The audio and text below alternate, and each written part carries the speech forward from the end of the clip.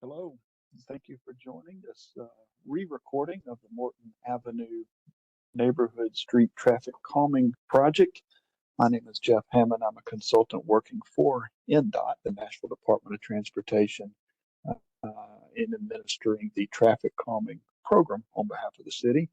I said this is a re-recording. We did meet on September 23rd virtually. We did have a couple of members of the community there at that time.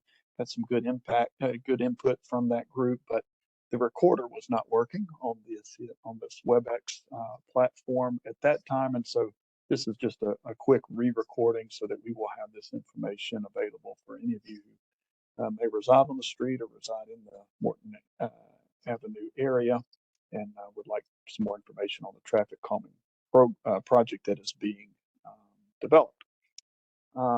I'm gonna skip through some of the preliminary information. We have a lot of other meeting recordings that the first few slides are all about the same and give you some background about the program itself and what we try to do. And so this is good information, but I'm not going to cover it here. You're welcome to find that in other meeting places.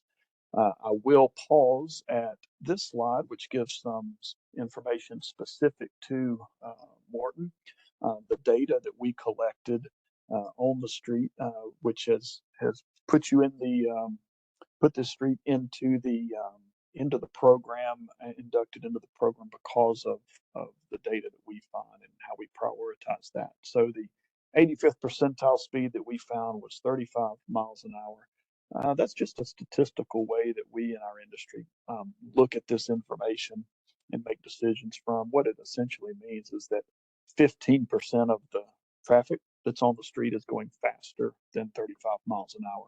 That's kind of a middle of the road speed that we see in the traffic calming program, not necessarily very high or very low, but kind of in the middle for the streets that we work on.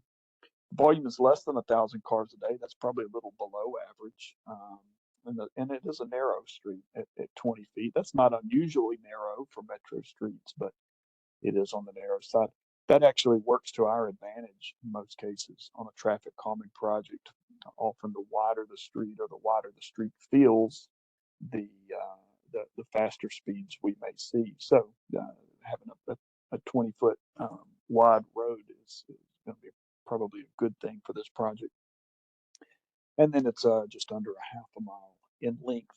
And we do go from Nolensville Road to Wingate Avenue that you see here on this map. You see the big arrow pointing to the section of Morton that we're working on. Of course, we were on the east side of Nolensville Road with this project, and we go all the way from one end to the other.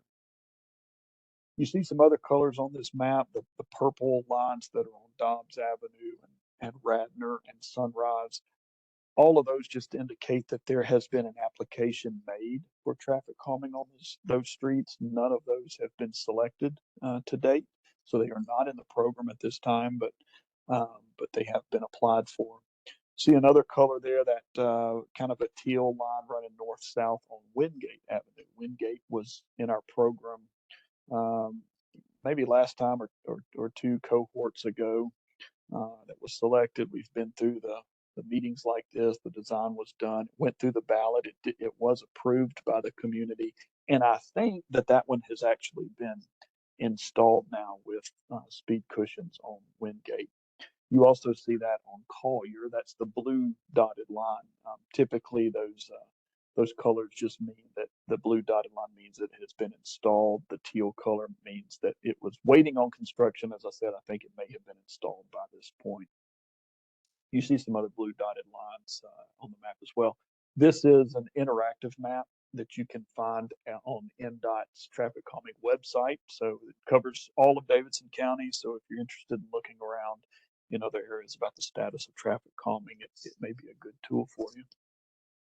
A little bit about the tools that we offer as part of this program. Really, the main one is speed cushions. People probably think of traffic calming as the speed cushion program. They wouldn't necessarily be wrong. This makes up well over 90% of the projects that we are designing at this point. The speed cushions have just been a go-to tool for us because they're consistent. They're made in a factory. We know how everyone comes out. They all drive just the same. They feel the same, as you drive over them. Um, they lay out pretty similarly. We do work very hard to make sure that the entire width of the road is covered by a speed cushion. In other words, we want to make sure that drivers can't drive around these, and so that's why sometimes you see a pattern of 2 side by side, sometimes 3, sometimes more, just depending on the width of the road. You do see these breaks in the speed cushions, of course, and the main reason for that is to allow our emergency vehicle partners to navigate these streets with less impact. So a wider wheelbase vehicle like a fire truck or an ambulance could come a little bit closer to straddling those 6-foot wide speed cushions than your typical passenger car can. So they're less impacted by them. The speed cushions are only about 3 inches tall, but they do vary in terms of the length. And so some are 7 feet all the way up to 14 feet. And that just makes a difference from kind of the aggressiveness. The shorter they are, the 7-foot cushions are going to bring about usually a slower speed. They're a little less comfortable to drive over, at 25 or 30 miles an hour, whereas the 14-footers are a little easier. We typically put the 14-foot ones in more rural areas where we might have higher volumes or faster speeds. We're okay with that. And then more of our urban areas would be 7-foot. It also makes a difference when we're trying to avoid driveways. And I think there are quite a few driveways on Morton. And so that's one thing we'll be paying attention to and selecting a design cushion for the street that's less impact on driveways. A close cousin to the speed cushion is the speed table, made by the same company and made out of the same material, which is a high density rubber. It just goes all the way across, and so you see a clear difference in the shape of this treatment. We don't do this very often. Our go-to has really become the speed cushion because of the limited impact to emergency vehicles. But occasionally we will have these. We have a special condition, and you'll see these in places like parks and so forth where emergency access isn't quite as pronounced. So another good tool in our toolbox.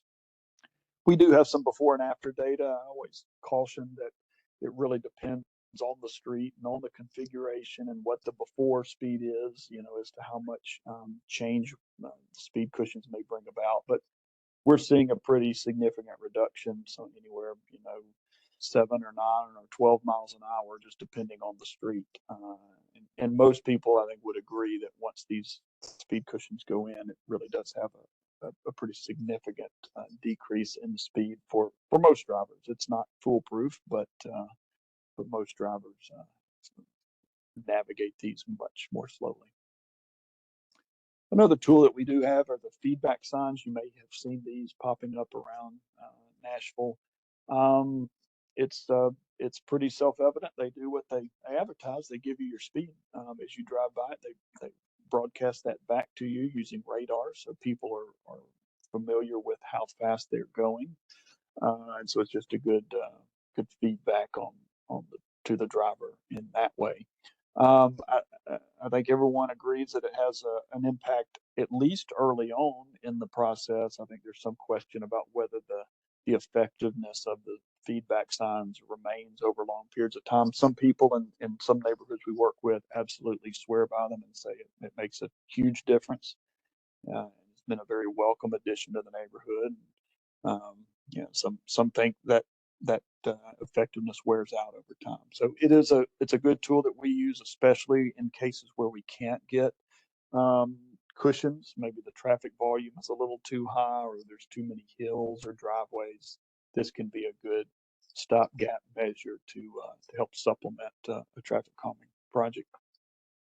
We will use striping sometimes to effectively narrow the road. If we can make a street feel narrower just by striping some edge lines or something on that can be a beneficial thing. So that's a tool that we have as well. And then kind of A big use of striping is at intersections where, especially in urban areas, if we have very large sweeping turns at intersections, sometimes we will effectively narrow those widths by putting some striping at the corners. And then usually marrying that with some raised delineators. You see the little white sticks sticking up here in a couple of these pictures. Those things can help slow traffic down at intersections. And then another even more specialized application of striping is the chicane, which is an artificial meandering of the street. We have this on a couple of streets in Davidson County, but not one that we're introducing very much at all. This is kind of a specialized treatment with a road that might have some on-street parking and some other characteristics that we think make that fitting, but it's not used very often. And the traffic circle, we have some of these. They're kind of making a comeback. NDOT has installed 5 or 6 of these in the past few weeks and continue to evaluate those.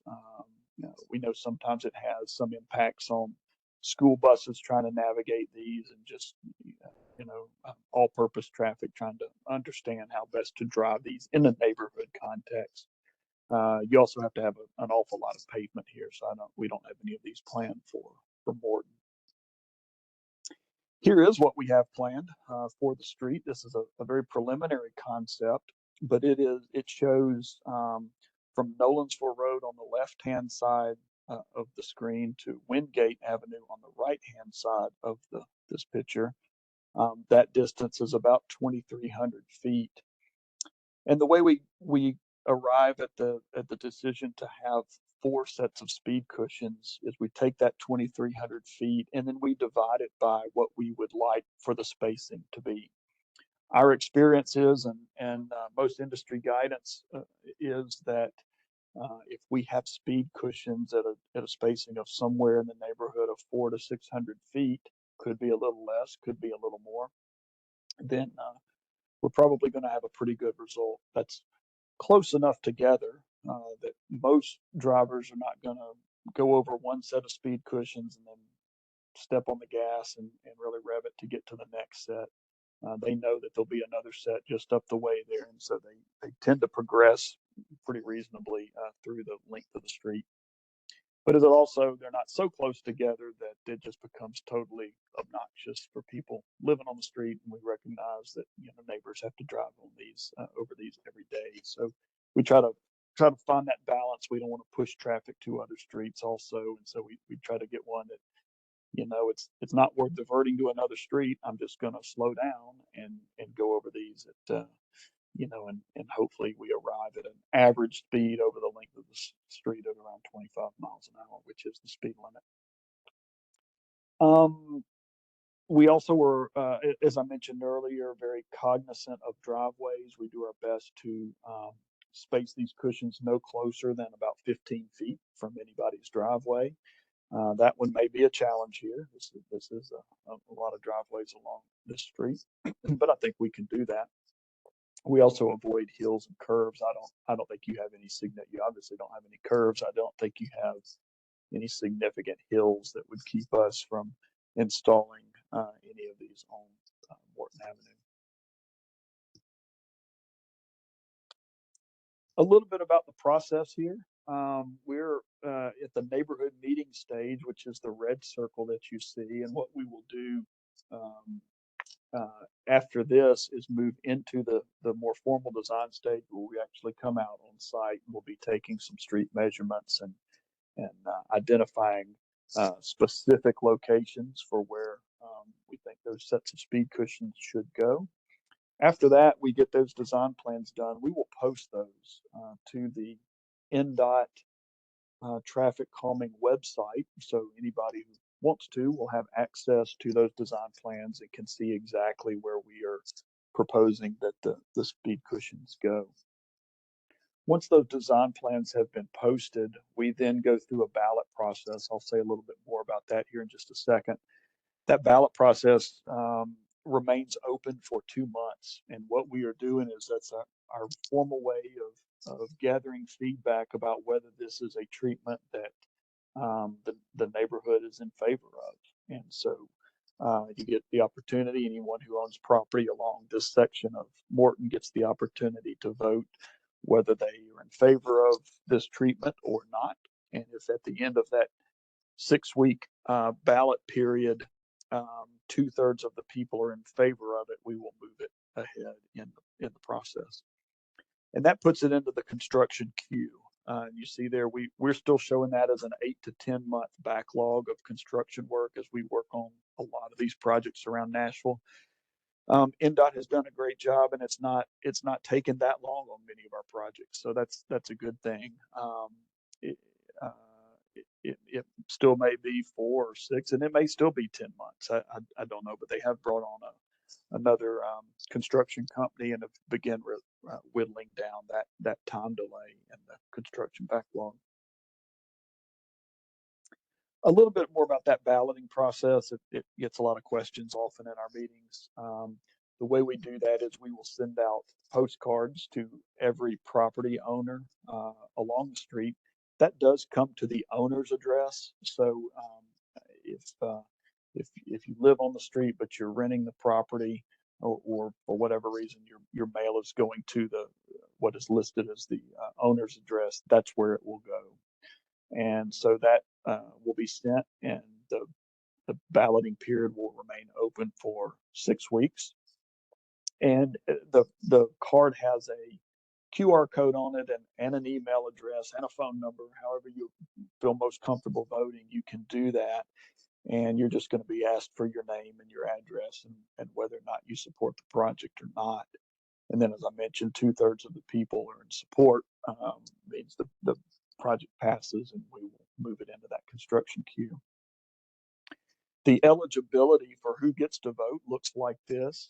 We basically just take any property that abuts the right of way of the street that we're working on would be considered an eligible property. We do take away businesses out of that if any of these parcels are vacant, meaning there is not an apparent building or resident living on that. We'll take those off. And if you own more than one property, you only get the opportunity to vote once. And so we will send that. I do see one. What is we call it an HPR, horizontal property, on there, meaning there are basically 2 owners on one lot. In that case, both of those owners will receive a card and be allowed to vote. But this is a kind of a good snapshot of who all is eligible all the way from Nolensville over to Wingate, with the exceptions that we would be removing. I think we have some commercial properties on the Nolensville Road end of that. Those would be removed from this list.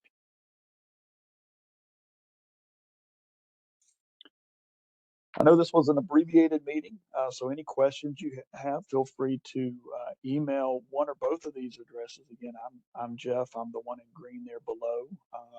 The NDOT goes directly to the traffic calming staff there with Metro. They're at NDOT TrafficCalming.Nashville.gov. Feel free to reach out to either or both of these with any questions or comments that you have about this project or the program. We would be glad to hear from you.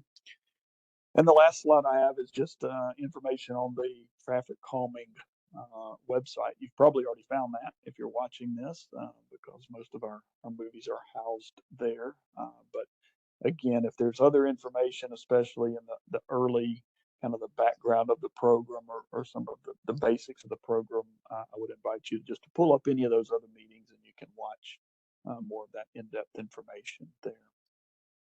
With that, again, thank you very much for your interest in this project. Feel free to reach out to us if you have any questions along those lines, and we look forward to working with those of you on Morton Avenue through this process. Thanks again.